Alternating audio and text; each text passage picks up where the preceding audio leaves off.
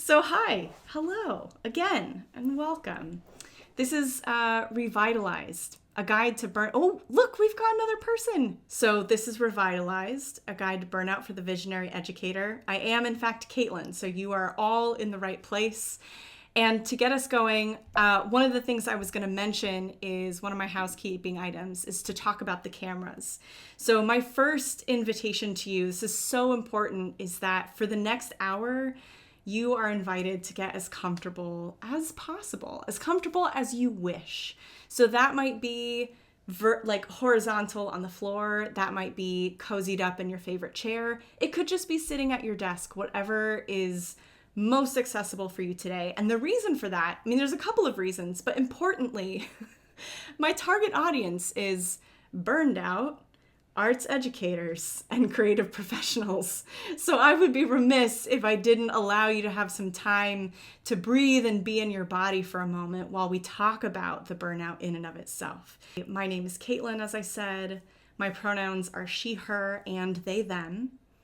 And I come to you on the lands of the Clackamas, Cayuse, Umatilla, and Walla Walla people, as well as the Confederated Tribes of Grand Ronde and the Siletz Indians, otherwise known as Portland, Oregon. So 3 years ago, I was the poster child for grind culture. And what do I mean by that? I was following all the advice that I'd been given about how to create success as an artist. Meaning I had a support job. I was working about 30 hours a week. I was auditioning for shows because I'm an actor. And I had also started my own theater company because it wasn't enough to just be an actor. I wanted to change the world. And so as part of that theater company, I was doing all of the marketing. I was doing all the fundraising, the grant writing, the producing. I was occasionally directing and performing in the shows. I was doing all the things. So I started this theater company, and what I wanted to do with the theater company was I wanted to create a culture of theater making that centered well-being. But the irony of this is that while I was experiencing some success, like getting students to center their own well-being in their practice, I myself was burning out a lot. And it was really, really regular, like clockwork. I would do a show, the show would close, I would burn out. And so I began to wonder why, not just why am I burning out, but why is it that creative professions seem to be inextricably linked to burnout? And moreover, why is it that arts education and education seems to be inextricably linked to burnout? And so to try to answer this question, I decided to go to graduate school. I went to a program in London where I got my MFA in actor training and coaching. And while I was there, I began writing a thesis on student actor burnout. And I thought, okay, well, if I'm going to be writing this thesis, then I also need to be walking the walk and talking the talk. So what I did was I started centering and experimenting with prioritizing rest in my creative practice. And that ended up being really transformative. It's now been about 3 years that I've been practicing this in a very intentional, active way. And now that I'm back in the US, I am coaching actors and educators on how to integrate this work into their lives. And I am now sort of on the next part of my journey and sharing this with you. I wanted to start off with these lyrics. I don't know if anyone knows the band Lawrence, but they're one of my favorites. And they just recently released this new song. It's called Death of Me. And there's 2 lines in here that I want to draw our attention to. They say, I am so afraid of slowing down that I can't even take a break. And when I heard those 2 lines, I was like, ping, ping, motherfucker, ping. Hi, this is Caitlin from the future. So ping, both the gesture and the sound, is something that I was taught by students I worked with in London who wanted something that they could demonstrate to the speaker that they were resonating with what was being said without actually interrupting the speaker. So that's it. Okay, bye. There's something about the fear that happens of slowing down, or the guilt that comes in even when we try to rest and we try to do the right thing, that I was like, yeah, what does that make me think of? And I realized what it made me think of is something a student said to me when we were in London. I was running these these workshops for about 19 students, and we were all talking about burnout and their experiences in higher education actor training. And one of my students said this. They said, I feel like to take a break is to sacrifice my career. And initially, like the response from the student and from all of us was like, okay, well, hold on. Like that's a little hyperbolic. Like that's kind of a grand statement. You're not going to if you take 10 minutes, it's not going to sacrifice your whole career. But then as we started to break it down, the student shared, they said, well, but my teachers tell me like when I'm taking a break during rehearsal, I need to be running lines. I need to be running my choreography. I need to be doing all these things. And moreover, the explicit and sometimes implicit curriculum that they were being taught was, if I'm not doing those things, someone else is. And that person will get the job and I will not. And if that is the narrative that is underneath the work that you're pursuing as an artist or as an educator, then no wonder it's scary to take a break, because there's a real threat looming that is my career is potentially going to be sabotaged because someone else will get the job and I won't. And so then taking a 10-minute break does feel terrifying to try and do. So I just want to plant that seed and sort of let it rest in the back of our consciousness as we dive into burnout and what it actually is. Because here's the thing, before we can do anything about burnout, we have to learn how burnout manifests in our own bodies. And to do that, we need to understand what are the signals our body is sending us to go, okay, hold on, wait a second, that's a problem. I may need to pause and take a look at that.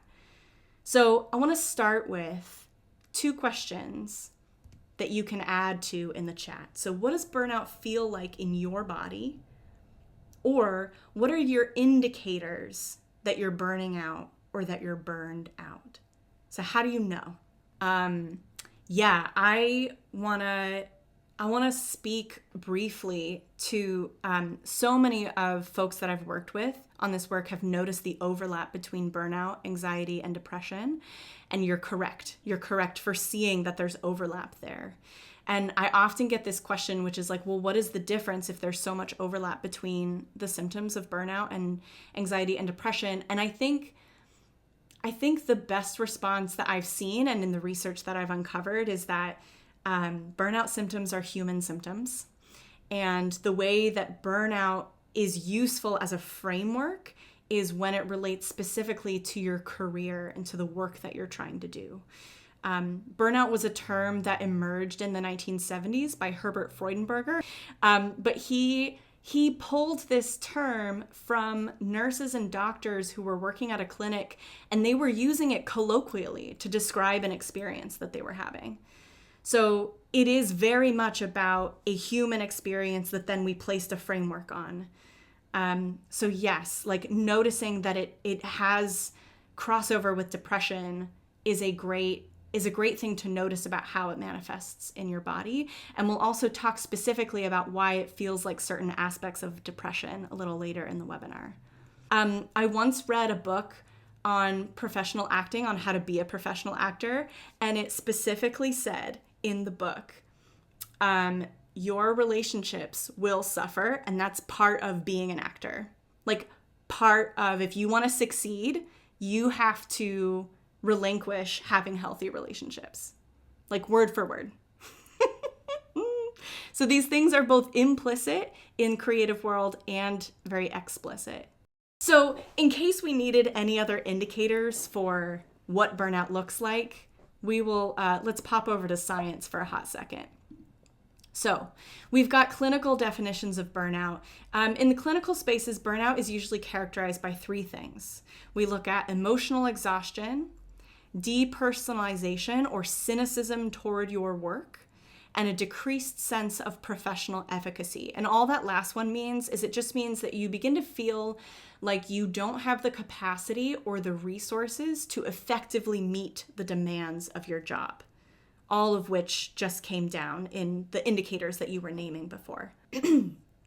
One of the things that students in London were describing about an indicator for them is the loss of joy or passion for their work, as that being a signal flare of like, something is wrong.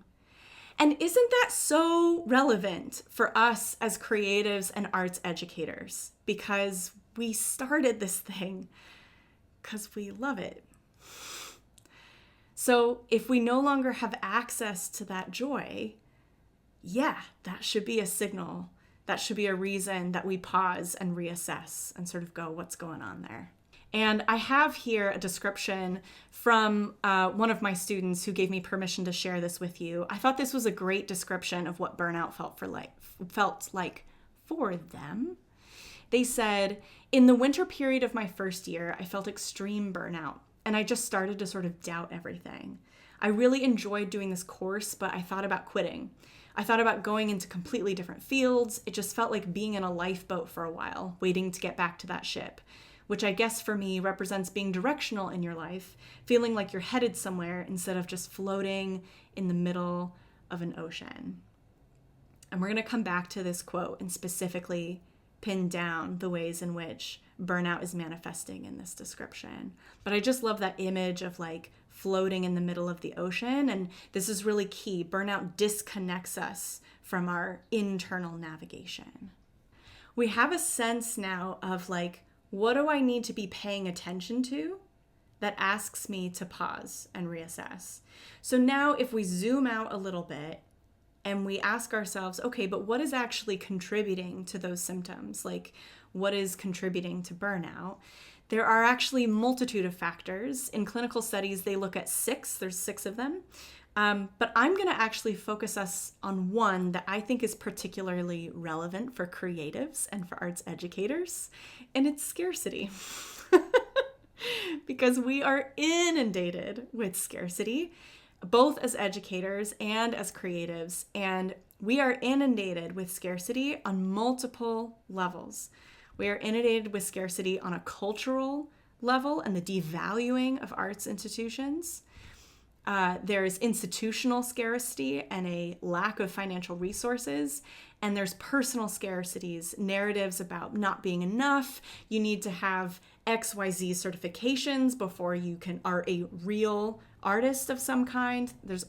And so all 3 of these combine to inundate us with a number of different scarcities. And so I want to talk to us about what scarcity does to our brain. So scarcity, just to get a basic definition, is the quality or state of being scarce. It's in short supply or insufficient. And so when we talk about the impact of scarcity on our brain or on our mindset, what we're talking about here is scarcity mindset, which is a collection of beliefs, stories, and meanings that we've created based on real or perceived scarcity. I love this definition. It's from Kate Hawley. She was actually my mentor when I moved through my yoga teacher training program, and she runs a great podcast called The Space Beyond Scarce. And when she talks about scarcity having an impact on us, whether it's real or perceived, this comes from a set of research by 2 Harvard researchers who found that whether people were experiencing like a false scarcity through playing like Angry Birds, they used that game as part of their experiment, or whether it was a real scarcity like food shortage, the impact on us, how it affected our brain was exactly the same. So this is what it does. Scarcity creates tunneling, which affects how we perceive things and, by extension, the decisions that we make.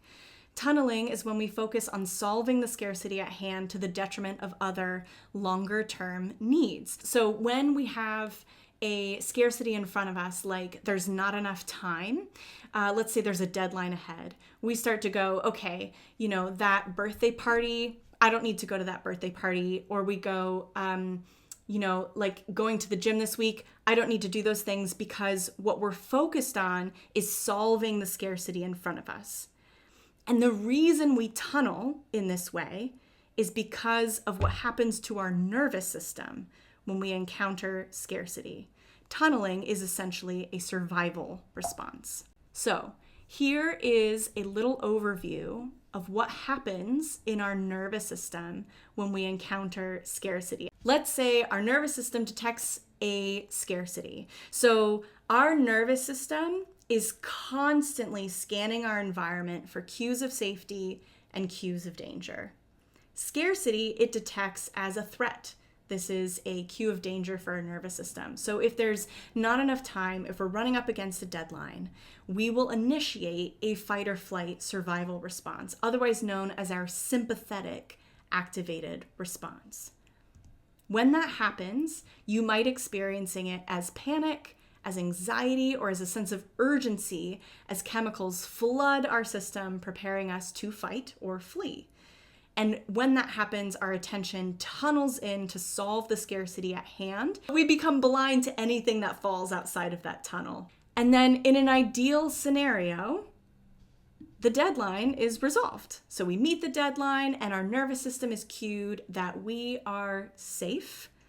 And all of those chemicals that flooded our system to prepare for that threat get flushed out by our parasympathetic nervous system. This is the completion of our stress cycle. We return to our grounded state and we're good to go. Unless we don't meet the deadline, or there's another scarcity and another and another. Like, for example, let's say you are a creative professional or an arts educator dealing with scarcity on multiple levels all of the time. In that case, your nervous system is inundated with this all the time, and you may find yourself constantly in this tunneling experience, which gets you perpetually stuck in this survival response. There's no cue of safety for your nervous system. So if the nervous system can't solve the scarcity with the fight or flight survival response, or if we're inundated with scarcity threats, it may shift us into a dorsal vagal response or a freeze response. And this is the domain of burnout.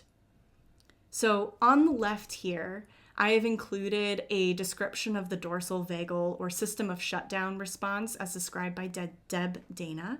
And you can see I've highlighted a couple of the elements there that I also see articulated in that student's description of burnout, right? That student is talking about like starting to doubt things. They're thinking about quitting. They're essentially like losing hope. And that description of floating in the middle of the ocean really resonated with my understanding of like that disconnect, feeling disconnected from your internal compass or like knowing where you want to go next. So I just want to do a quick little summary to catch us up here. Burnout is often indicated by emotional exhaustion, cynicism toward our work, or a decreased sense of efficacy.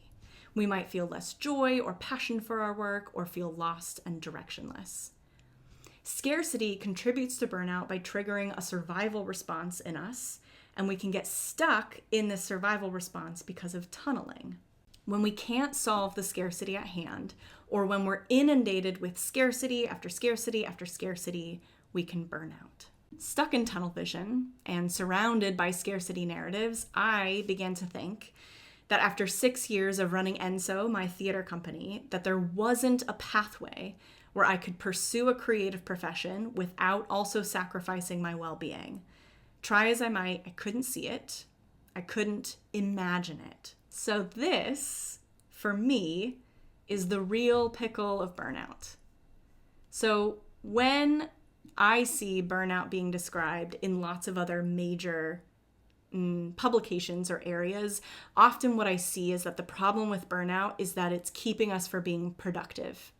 But actually, I think we're plenty productive. I would argue that we are overproductive. So I think the real problem with burnout is actually that it disconnects us from our imagination and from our ability to see beyond this tunnel effect.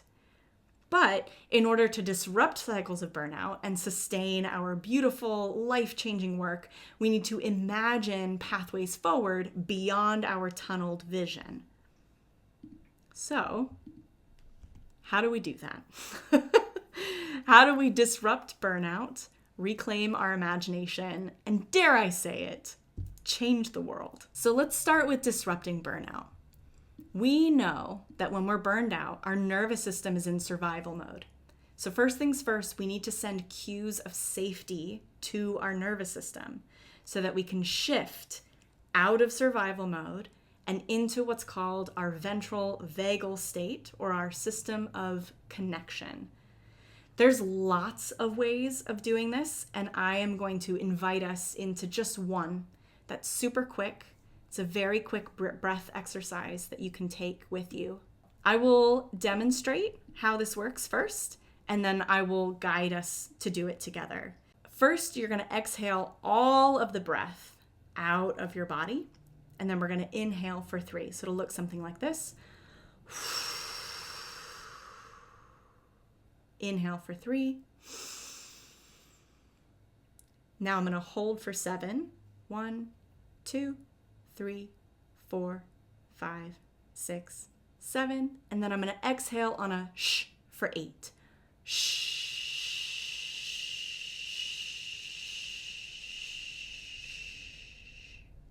And then we can repeat. So now I'll invite you, if you feel so inclined, you don't have to try this out with me. You can close your eyes for this, or you can simply cast them downwards, whatever feels comfortable for you. So first, we're going to exhale all the breath out of your lungs. And now inhale for 3. 1, 2, 3. And hold for 7. 2, 3, 4, 5, 6, 7. Exhale on a shush.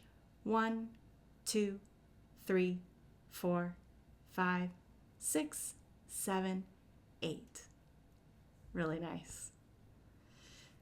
So with this practice, I would recommend set a timer for 3 minutes and play with this exercise at the beginning of your day and the end of your day.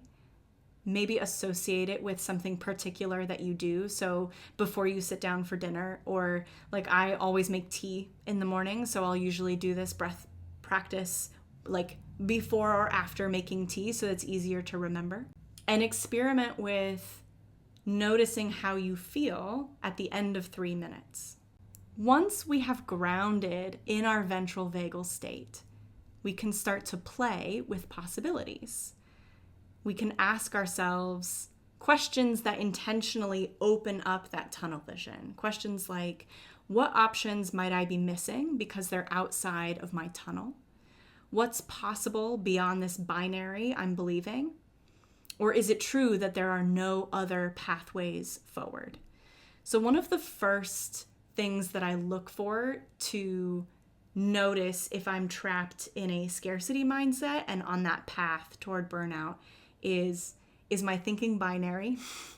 Am I thinking there's only 2 options, or am I thinking there's no options?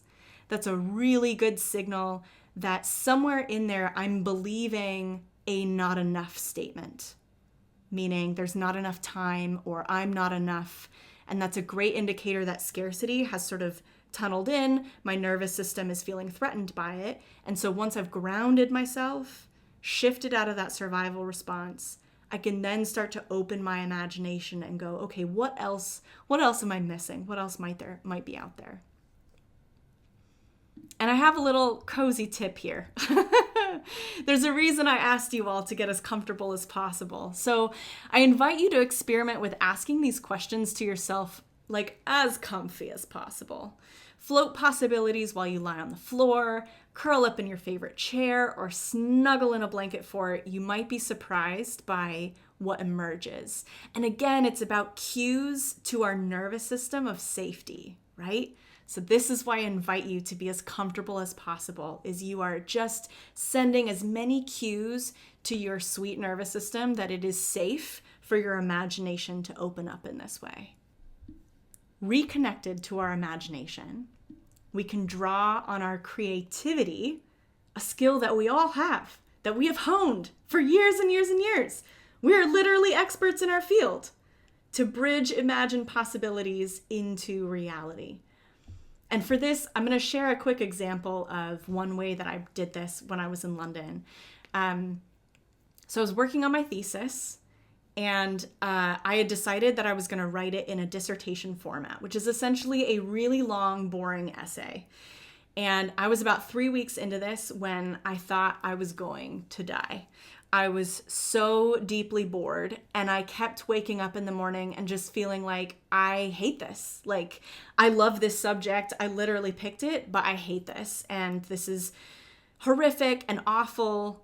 And let's see if I can get my little doodad there. Yeah, I call it from exhausting, zero fucks to give drudgery. Oh God, why did I want to do this again? And so I knew, because I was doing this work, that I was starting to have those signals towards burnout. My sympathetic nervous system was getting activated. I knew that was happening. And so I decided that one way I was going to send cues of safety to my nervous system was that I was going to intentionally go out with friends, have some drinks, relax, kick back. So as I was doing that, I realized I was in these conversations with friends. We were talking about this subject matter. And I realized that I was like, this is great. Like, I feel alive. I feel more coherent than when I'm typing on a laptop. Like, the ideas are flowing. This is great. What if I wrote my thesis as a dialogue instead of this long, boring essay? So that was where the imagination went, was like, okay, a dialogue. And I realized pretty quickly that that wasn't going to be possible. But now that I was grounded, I started to take that imagination and go, okay, how can I ground this into reality?